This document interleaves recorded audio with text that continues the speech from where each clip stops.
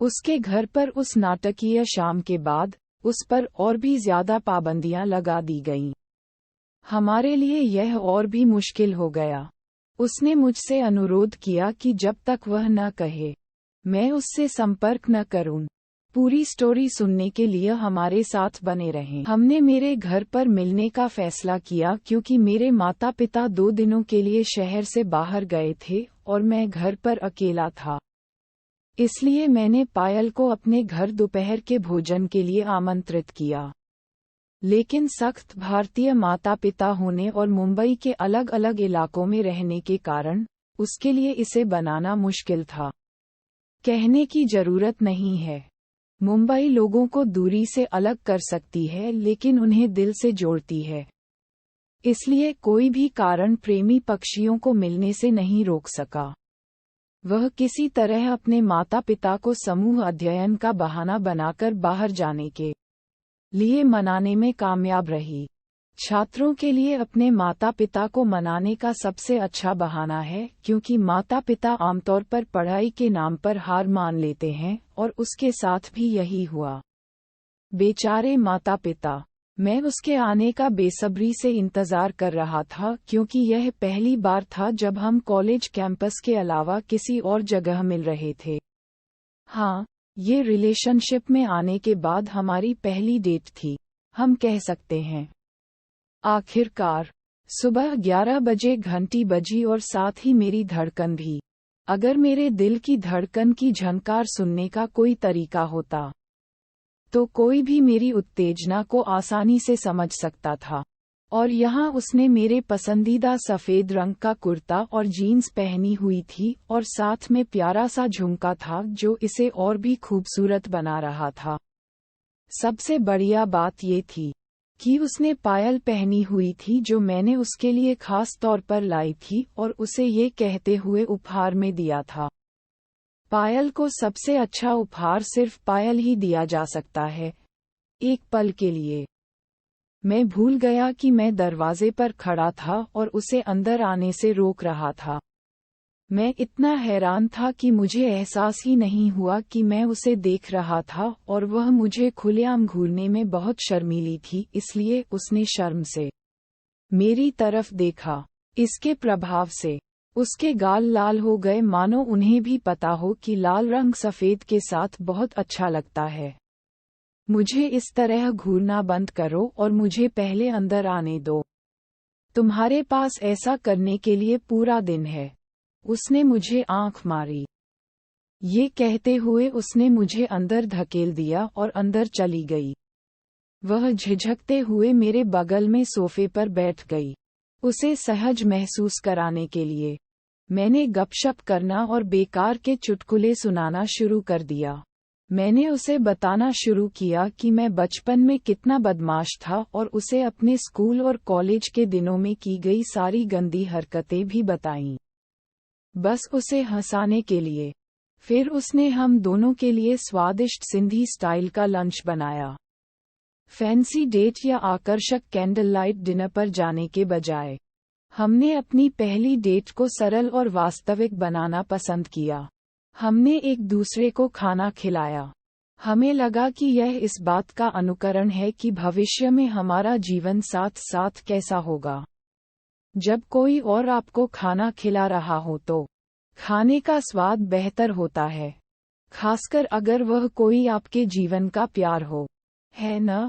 दोपहर के भोजन के बाद वह फिर से उस सोफे पर बैठ गई, लेकिन इस बार मैंने उसकी गोद को तकिए की तरह इस्तेमाल किया और उस सोफे पर लेट गया।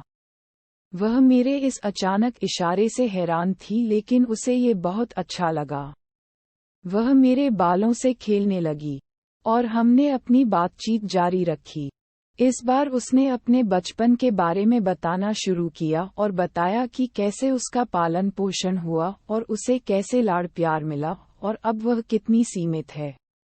उसने ये भी बताया कि उसे फोटोग्राफी का कितना शौक है। उसने मुझसे पूछा, क्या तुम मुझे भविष्य में अपने जुनून को पूरा करने दोगे ना? मैं इस सवाल से चौंक गया, लेकिन जिस तरह से उसने हमारे भविष्य का जिक्र किया वह मुझे अच्छा लगा। मैंने उससे वादा किया कि मैं हमेशा उसके साथ खड़ा रहूंगा चाहे कुछ भी हो जाए। इस पर वह इतनी खुश हुई कि वह मेरे चेहरे पर झुक गई और मेरे माथे पर चुंबन किया। मैं उसकी आंखों में प्यार साफ देख सकता था। मुझे ऐसा लग रहा था जैसे मैं किसी आनंद की स्थिति में हूँ। इसके अलावा जीवन से और क्या अपेक्षा की जा सकती है? हम दोनों ने अपनी अपनी जिंदगी की डायरियां खोली और जैसे हम उनमें से सभी पन्ने एक दूसरे को पढ़ रहे हों, हम दोनों ने उस जीवन के बारे में साझा किया जो हमने मिलने से पहले बिताया था। मेरी बुरी आदतें, उसके पिछले रिश्ते, मेरी पिछली नौकरियां और सब कुछ। दिन सब कुछ साझा करने के लिए बहुत छोटा था और अब उसके जाने का समय आ गया था। उसे समय को रोकने की इच्छा महसूस हुई जैसे सभी प्रेमी महसूस करते हैं जब वे अपने प्रियजनों के साथ होते हैं।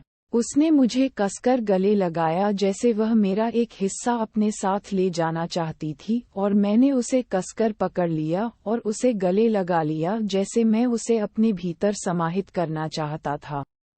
मैंने उसके माथे, गालों और पूरे चेहरे पर चुंबन किया और फिर हमने अपने होंठ बंद कर लिए। हाँ, ये हमारा पहला चुंबन था। अध्याय 2 जब हम मिले फरवरी का महीना था। हमारे कॉलेज का दूसरा 3 दिवसीय व्यक्तिगत संपर्क कार्यक्रम PCP था, जहां सभी बैचमेट मिलते हैं और सीखने के अपने अनुभव साझा करते हैं। साथ ही ये हमारे जैसे प्रबंधन छात्रों को नेटवर्किंग में मदद करता है क्योंकि इस हाइब्रिड कार्यक्रम में न केवल भारत से बल्कि अन्य देशों से भी छात्र होते हैं, नए और अपने संबंधित उद्योग में अनुभवी।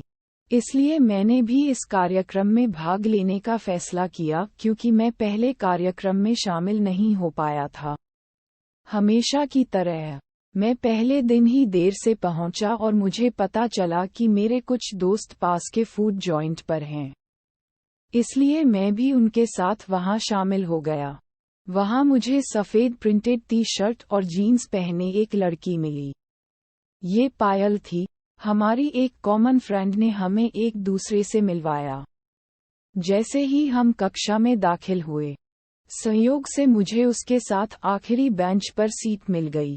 उसने मुझे पाठ्यपुस्तक और महत्वपूर्ण बिंदुओं को नोट करने के लिए एक कलम और कागज दिया और इस तरह हम एक दूसरे से पढ़ाई के बारे में बात करने लगे।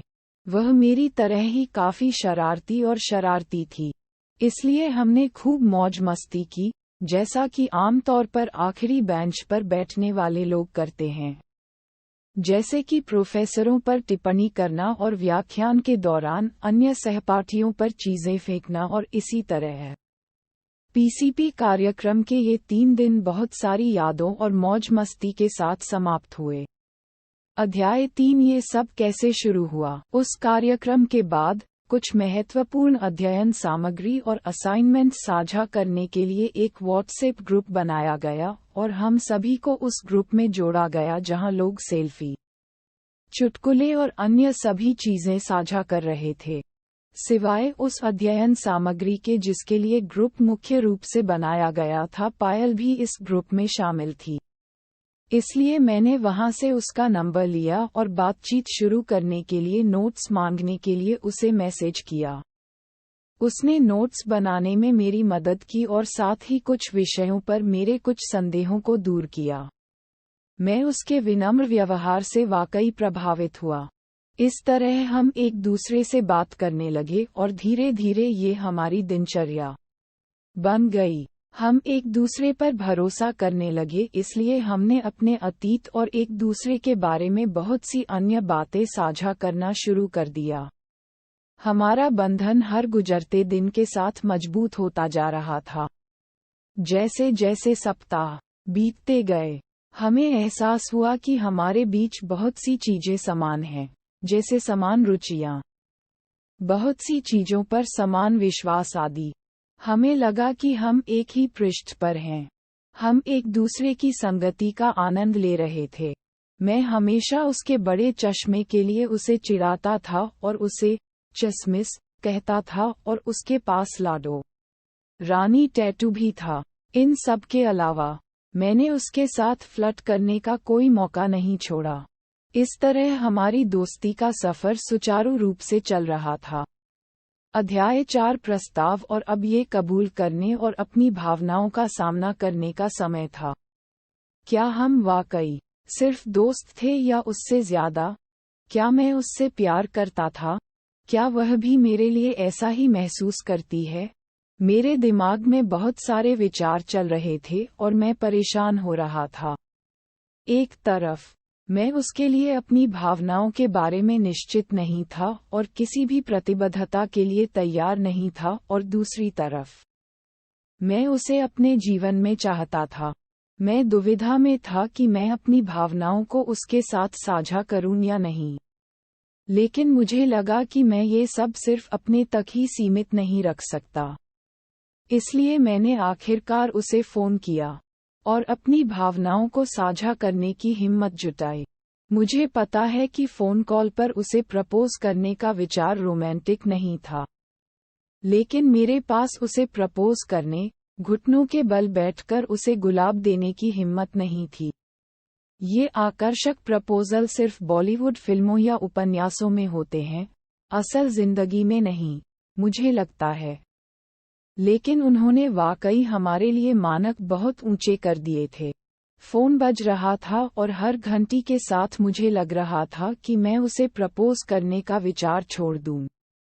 जैसे ही उसने फोन उठाया, मेरा दिमाग पूरी तरह से खाली हो गया और मैं अपनी भावनाओं को व्यक्त करने के लिए तैयार किया गया पूरा भाषण भूल गया।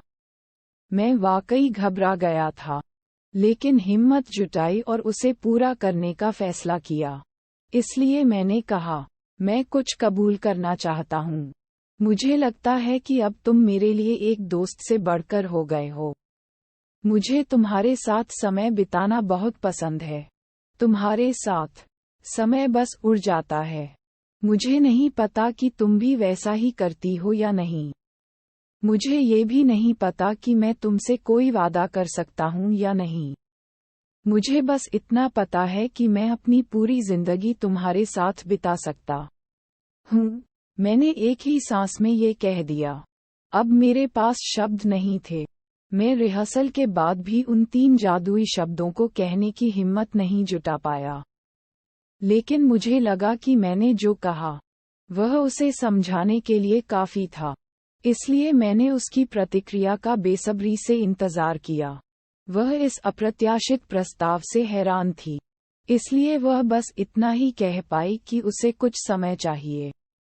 अध्याय -5। हाँ, यह एक हाँ थी। आखिरकार, 1 हफ्ते की चुप्पी के बाद पायल ने भी वही जवाब दिया।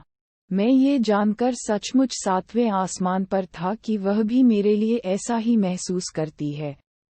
लेकिन जैसे जीवन में हर चीज नियम और शर्तों के साथ आती है, वैसे ही इसमें भी कुछ नियम और शर्तें थीं। चूंकि हम दोनों भविष्य के लिए एक दूसरे से कुछ भी वादा करने की स्थिति में नहीं थे, इसलिए हमने इसे ऐसे ही रखने का फैसला किया। इसके बाद हमारे बीच चीजें अचानक बदल गईं। मैं और भी ज्यादा फ्लर्ट करने लगा, जैसे कि मुझे ऐसा करने का लाइसेंस मिल गया हो। लोग इसे रोमांस कहते हैं, वह इसे फ्लर्टिंग कहती है। लेकिन मुझे वह तरीका बहुत पसंद था जिस तरह से वह मुझे फ्लर्ट कहते हुए शर्माती थी। मैंने उससे मिलने या उससे बात करने और उसे चिढ़ाने का एक भी मौका नहीं छोड़ा। हम नरीमन पॉइंट पर घंटों बिताने लगे, जो हमारा हमेशा से पसंदीदा मीटिंग पॉइंट रहा है। हाथ पकड़कर और एक दूसरे की कंपनी का आनंद लेते हुए हमने अपने रिश्ते का नाम परिपक्व प्यार अपरिपक्व रखा था और उसने खुशी खुशी अपरिपक्व का टैग ले लिया। अध्याय 6। उसका जन्मदिन नवंबर का महीना था। पायल का जन्म महीना। वह अपने जन्मदिन को लेकर बहुत उत्साहित थी, लेकिन एक बेवकूफ की तरह मैं उसका जन्मदिन भूल गया। वह पूरे दिन मेरी शुभकामनाओं का इंतजार करती रही, लेकिन फिर उसे आखिरकार पता चला कि मुझे इस बारे में कुछ भी पता नहीं था, इसलिए उसने मुझे अपना जन्मदिन याद दिलाया। सीधे तौर पर नहीं, लड़कियों को सीधी और सरल बातचीत पसंद नहीं है, मुझे लगता है। लड़कियां आमतौर पर हमें एक दिन पहले अपना जन्मदिन क्यों नहीं याद दिला सकती? या हमें बता सकती हैं कि उन्हें क्या उपहार चाहिए। लड़कियों से उम्मीद करना शायद बहुत ज्यादा है, लेकिन मुझे कुछ संकेत देकर मैंने उससे इसके लिए माफी मांगी और उससे वादा किया कि मैं निश्चित रूप से इसकी भरपाई करूंगा। वह इतनी दयालु थी कि उसने मेरी माफी स्वीकार कर ली और मान गई। उस सप्ताहांत मैं उसे एक मॉल में ले गया और हमने वहां एक नई रिलीज हुई film MS Dhoni the untold story देखी। उसने उस फिल्म का एक प्यारा सा गाना कौन तुझे यूं प्यार करेगा जैसा मैं करती हूँ मुझे समर्पित किया। उसके बाद हमने उसका पसंदीदा डोमिनोज पिज्जा खाया और फिर मैं उसे सूर्यास्त का आनंद लेने के लिए उसकी पसंदीदा जगह नरीमन पॉइंट ले गया। वह उस दिन सबसे खुश लग रही थी और उसने एक बार भी शिकायत नहीं की कि मैं उसका जन्मदिन कैसे भूल सकता हूँ। इससे मुझे और अधिक दोषी महसूस हुआ। अध्याय 7 मेरा जन्मदिन। ये दिसंबर का महीना था, मेरा जन्म महीना। भले ही मैं उसका जन्मदिन भूल गया था, लेकिन वह मेरे जन्मदिन को लेकर मुझसे ज्यादा उत्साहित थी। उसने इसे मेरे लिए खास बनाने की योजना बनाई थी, इसलिए उसने कोई उपहार या कार्ड खरीदने के बजाय उससे हटकर कुछ करने का फैसला किया। इसलिए दिसंबर के पहले दिन से ही उसने मेरे लिए एक गाना रिकॉर्ड किया और उसे उस तारीख तक के लिए समर्पित करके मुझे भेजा। मैं उसके इस प्यारे से इशारे से अभिभूत था कि उसने न सिर्फ एक दिन बल्कि पूरे महीने को मेरे लिए यादगार बना दिया। मुझे बुरा लगा कि मैंने उसके जन्मदिन पर कुछ नहीं किया। कहने की जरूरत नहीं कि मुझे उसके द्वारा मुझे समर्पित सभी गाने बहुत पसंद आए और तब से यह मेरी पसंदीदा प्लेलिस्ट बन गई जिसे मैं बार बार सुनता रहता हूँ। उसने मुझे जन्मदिन की शुभकामना देने के लिए सुबह ही आने का प्रयास किया। मुझे लगा कि वह कितनी प्यारी लड़की है। अध्याय 8 दुस्वप्न। जिस दिन से मैंने उसे प्रपोज किया, तब से हमारा रिश्ता काफी अस्थिर लग रहा था। हमने आज तक अपने भविष्य के बारे में कुछ भी वादा नहीं किया था, लेकिन हम इसे साथ बिताने का सपना देख रहे थे। लेकिन हमारे लिए अगले स्तर पर पहुंचना आसान नहीं था। वह मुझसे पूछती रहती थी कि मैं इस रिश्ते को लेकर कितना गंभीर हूँ, लेकिन दूसरी तरफ वह ये भी जानती थी कि हमारे रास्ते में कई बाधाएं हैं। लोग कहते हैं कि प्यार कोई सीमा नहीं देखता, लेकिन शादी देखती है और समाज भी देखता है। जाति, आर्थिक स्थिति, रूप रंग, पारिवारिक पृष्ठभूमि और शादी की बात आने पर समाज के लिए सब कुछ महत्वपूर्ण हो जाता है। इसलिए मैं इस चर्चा से बचता था। एक बार मैं अपनी सहेली की शादी में शामिल होने जयपुर गई थी, जिस पर उसने अचानक पूछा, अपना नंबर कब लगेगा? मैं तुम्हारे बगल में सोने और हर सुबह तुम्हें अपने बगल में देखकर जागने के लिए तरस रही हूँ।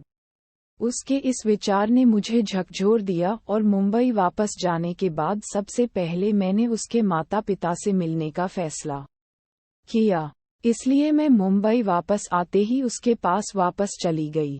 लेकिन उस दिन उसके माता पिता शहर में नहीं थे, केवल उसका बड़ा भाई था। इसलिए हमने पहले उससे बात करने का फैसला किया।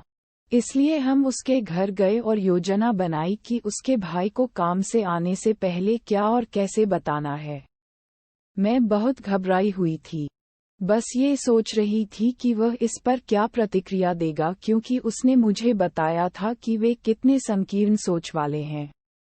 जैसे ही उसका भाई आया, वह अपनी बहन को एक अजनबी, यानी मैं, के साथ उनके घर में अकेला देखकर गुस्से में आ गया। मुझे लगता है कि कोई भी भाई ऐसा ही करेगा। इसलिए हमारी बात सुने बिना ही उसने खुद ही सब कुछ मान लिया और पायल को डांटना शुरू कर दिया। वह लगातार उस पर चिल्ला रहा था और मुझे भी कोस रहा था। मैं अपनी आंखों के सामने अपने जीवन के प्यार को रोता हुआ देखकर बहुत असहाय था। फिर भी मैं कुछ नहीं कर पाया। उसने उसे पकड़कर कमरे में बंद कर दिया, जबकि वह बहुत विनती कर रही थी। फिर उसने मुझे घर से बाहर निकाल दिया और सख्त चेतावनी दी कि मैं पायल से दूर रहूं। ये सब बहुत समय तक चलता रहा और रात के 12 बज चुके थे। मैं एक अनजान जगह पर भटक रहा था और अभी अभी जो हुआ था उसके बारे में सोच रहा था और खुद को दोषी ठहरा रहा था और कोस रहा था।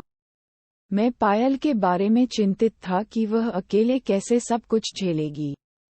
किसी तरह मैं 2 बजे अपने घर पहुंचा और देखा कि मेरी माँ मेरा इंतजार कर रही थी। वह मुझसे इतनी देर से आने के लिए नाराज हो गई और मुझ पर ढेर सारे सवाल दाग दिए। लेकिन मैं उस नाटक और उससे पहले जयपुर से थका देने वाली यात्रा के बाद थक गया था। इसलिए मैंने उसके किसी भी सवाल पर कोई प्रतिक्रिया नहीं दी। मैंने पूरी रात बिना सोए रोते हुए और उसके बारे में सोचते हुए बिताए। अध्याय 9। ब्रेकअप। उसके घर पर उस नाटकीय शाम के बाद उस पर और भी ज्यादा पाबंदियां लगा दी गईं। हमारे लिए यह और भी मुश्किल हो गया। उसने मुझसे अनुरोध किया कि जब तक वह न कहे, मैं उससे संपर्क न करूं। इसलिए मैंने उससे वादा किया कि मैं ऐसा कुछ नहीं करूंगा जिससे उसे परेशानी हो और मैंने अपना वादा निभाया। हालांकि उससे बात न करना आसान नहीं था, क्योंकि मेरा दिन उसके गुड मॉर्निंग मैसेज से शुरू होता था और दिन के बारे में सारी जानकारी साझा करने के बाद ही खत्म होता था। फिर भी मैं उसे और परेशान न करने का वादा निभाने में कामयाब रहा। लेकिन ये सब व्यर्थ हो गया क्योंकि वह अपने परिवार के बहकावे में आ गई। उसके पिता उसका ब्रेन वॉश करने की कोशिश कर रहे थे और कम से कम उस समय तो यह उनकी तरफ से काफी सफल प्रयास था। फिर भी उसने अपने पिता को मनाने की पूरी कोशिश की, जिस पर उसे सख्ती से मेरे और उसके परिवार के बीच चयन करने के लिए कहा गया। वह वास्तव में निराश और चिंतित हो गई। दूसरी ओर उसकी तरफ से कोई खबर न मिलने पर मैं बेचैन हो रहा था। और आखिरकार एक दिन उसने फोन किया, लेकिन इससे बात और बिगड़ गई। उसे मेरे इरादों पर शक हुआ। हम बहस करने लगे और बातचीत और भी खराब होती गई।